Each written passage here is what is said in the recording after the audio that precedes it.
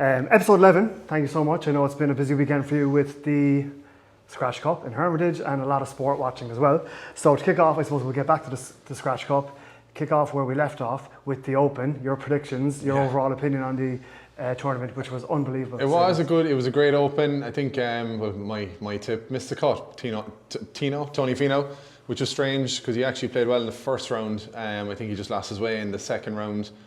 We also looked at Lowry, talked about Scott potentially and Noren. They all did okay, Lowry especially. I suppose looking at it, I'd love to ask him like how his own mentality was on Saturday. I think his post-round interview about moving tees and stuff wasn't potentially realistic. It's just the weather change and he got caught on the wrong side of the draw, which was not ideal for him. But I'd say he's probably, I'm fairly confident he's kind of ruining now today that he left one behind him, so especially he played lovely yesterday. Saw a quote yesterday, he promised his coach Neil that he'd probably stay in the shots an awful lot more for the last round, which he totally did. Even the putty hole on 17, he wasn't going to win, but it meant an awful lot, so he was trying till the very end, but for him, not the result he was looking for, obviously. And Xander Schauffele then does it again, 2 majors, 1 season. Yeah, like a typical major winner, kind of tipped away there. Well, I suppose a lot of people didn't. Maybe they did, but I certainly didn't on Saturday give him enough kudos for the shooting 69 in that weather.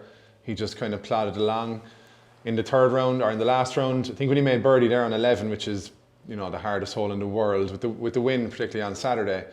But he hit a lovely shot out of the left rough on 11 on the last day, setting up a birdie, just gaining a lot of ground on the field there. So bogey-free 65 on Sunday. It's going to do it most times, and he totally deserves it. He just looked like a guy in complete control yesterday, Yeah, because even looking at the bookies, like over the last couple of days, I suppose he was 3-1 coming into the Saturday, I think it was. But before that, there wasn't that much talk of him.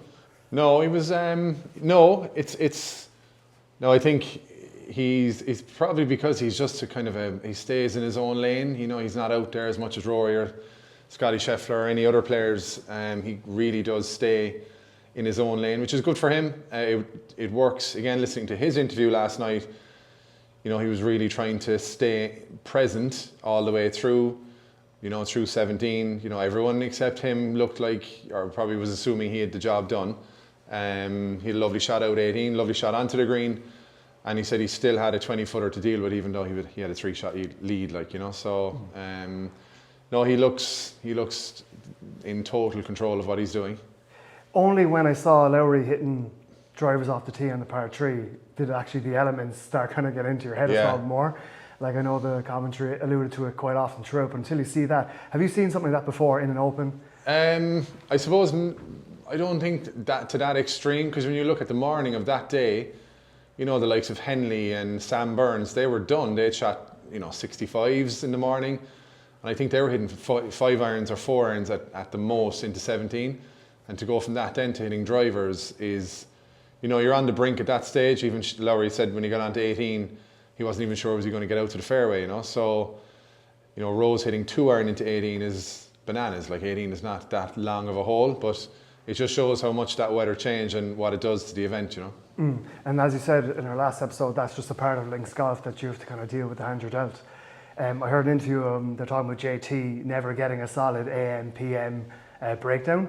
Like how much is this to do with a victory? Like, has, again, the elements play a role, but when fairness comes into it, like it's not necessarily a level playing field. That's the thing about the Open. It can or can't, can go totally against you. You can be in the wrong side of the draw. But having said that, Schauffele was still in the thick of it on Saturday in that weather, maybe not as severe as the final groups, but he was there and he dealt with it. And some players did deal with it. You see Callum Scott there, the amateur, he shot 70 on Saturday, got him into a good position to go for the silver medal on Sunday. But I think again, even if Lowry shot 4 over as opposed to 77 on Saturday, it just gives you that. Even you see Dan Brown making a double bogey on the last, and then he makes a bogey on the first of his final round. Like that's 3 shots of 2 holes gone there that really kind of knocked him out of the event. So it can turn an awful lot, but again, it is the luck of the draw, Yeah. Who surprised you the most? I actually played with Dan Brown a couple of times in Ireland versus England home international matches over the years, and he's a very, very good player. And sometimes in golf you play with a player and you kind of see them then on playing the Open. You go, is that the guy I played with? But I think for me, he really hung in there. Like he led it. He stuck at it. I thought the 18th, he did get a few bad breaks. 2 feet in the bunker, hitting the shot twice in one round. I don't think I've ever seen that happen. I think the 6th at the end of round 3 kind of shook him a bit. But then you see him in his interviews. He's kind of, he's just kind of riding the wave, and he took it on, and he stayed relevant anyway in the last round, which is good. And he finished the top 10. So I'd say he's probably delighted himself.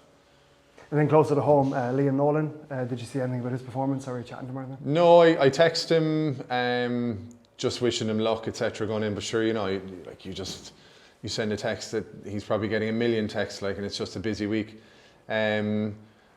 He's probably not too delighted the way he played, but again, your first Open, you're just going to give it a go. I know Kenny, his coach, and his good buddy he's caddying from, they probably had a really good time. I did see him on the range on Sunday, probably again soaking it all up, but sure, that's what we'd all do, so amazing to see him qualify, and there's no doubt he'll do something good again this year. And then lastly in the Open, those pop bunkers, how much would your technique have to change from a regular bunker when you're hitting these pop bunkers? Is there much of a change at all? It depends on, you see Mickelson hit a lovely shot there when he missed the green right on 8. Lots of loft and lots of speed, and there is a technique. Obviously, you're not trying to dig it out, you're not trying to help it up. But I think, most South African guy, Tristan Lawrence there on the 18th yesterday, he tried to take it on from distance and got really lucky, ended up over his head behind him and got up and down from 130 to make par. I think the primary objective when you're in them is just to get back in play. So, and even at that level, you still see players trying to take shots on that you're kind of looking in, from the TV going, it's not going to happen, but they still try them. But yeah, lots of loft, lots of speed, but it's certainly something that needs to be practiced. We'll have more on that anyway on our YouTube channel in 2 weeks' time with our bunker tutorial. Great, on to your weekend personally and on to the Hermitage Scratch Cup. Overall, are you happy? A little bit better, shot 76, 71. It's not where I want to be, obviously, but Golf Strong were sponsoring the Scratch Cup. Obviously, we have our studio there. So, and Hermitage, by the way, is an amazingly well-kept parkland golf course. It's just, I had a buddy of mine come up play. He'd never played. He couldn't get over the place, and it really was it's really, really well kept. And if anyone hasn't played, get out and play there. But greens are amazing, fairways are lovely. I was a little bit dopey in the first round, just still not just playing like I play. And then the second round, got a bit more of a feel of what I was doing. Shot 71, lost the Scratch Cup by 3 shots. So positives certainly to build on. But overall, a well-run event, and they do a ladies and men's Scratch Cup running concurrently, which is a great idea. So lots of the ladies Irish team were there. I think their primary focus now in the next year or two is to really build the field there into something fairly big on the Scratch Cup roster. But I suppose getting back to my own game, yeah, drove the ball well in that last round. Short game was good, chipping and pitching was good. Just never really kind of got going, but onwards and upwards, as they say. And 36 holes across these events is the norm, but like for somebody coming into this, it must be hugely intense and completely fatiguing. So what's your advice to people who are just starting to play these Scratch Cups and how to cope with, I suppose, that break and prepare for the second? Yeah, well, the advice for me, I kind of learned this over the years, is when you play golf, unless you're, I kind of prepare my food on the golf course quite well, so I'm, tipping away eating and drinking the whole time. But what I did really notice is, and Hermitage do a great job, the food there was amazing. So you'd come in after the first round and you basically have your dinner, and everyone was having nice full meals, watching the golf. You have an hour to your next tee time. So people are getting lethargic, they're getting tired. So I played with one of the guys, Aaron, who shot 68, he was leading. And we were chatting about this at the table, and I was like, go downstairs and have a shower, just get into the shower and have a cold shower. So we went separately and had cold showers, just waiting for someone to say we went and had a shower. But we did between rounds, and it just wakes you up, it gets you ready again. There's nothing worse than coming back out onto the first tee or the 10th tee. We started after playing around, or for people coming into playing championships now, if you win your first match, let's say in the south or the north or whatever the tournament is, you could be back out again in 40 minutes. So that time in the middle is so important, just to make the best of it. You're not to sit. I lost a North of Ireland final because of that in Port Stewart 2019 or 20, I forget which year it was. Yeah, I played a really good game in the morning. I think it was against Rob Brazel in the semi-final. We played our asses off and it was tough. And I was exhausted. I came in, ate probably too much. And I remember I had to go out and play a final against Aaron Edwards Hill. And I was, the first 3 holes, I was so sluggish, so flat. And I lost the first 3 or something like that. And then played nice. And then I just ran out of holes. He beat me on 17. So that was a big mistake for me. So to answer your question, that's probably the biggest thing that people can kind of be aware of anyway, That's a good tip, managing your state. If they throw a cold shower in the 9 tee box, the idea. Yeah, exactly.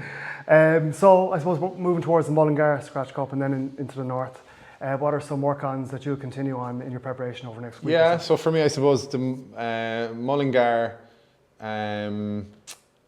Woodbrook Scratch Cup, I'm also entering the Irish Mid-Amateur, so I'm just trying to align those events, and then the North of Ireland. So I just want to, I suppose, work-ons, put it all together, trying to allow myself more time to prepare and practice. That's largely why my performances haven't been where they needed to be. But yeah, I just need to get back into my flow of just hitting shots and just getting a bit more playful on the golf course, not worrying about where everything is. But then that's just been, that'll happen if I just back it up with some good practice. So that's the plan. Brilliant. Well done again. Good to see things kind of come around and slowly improving. But we'll be back again with episode 12 next week. Perfect. Cool.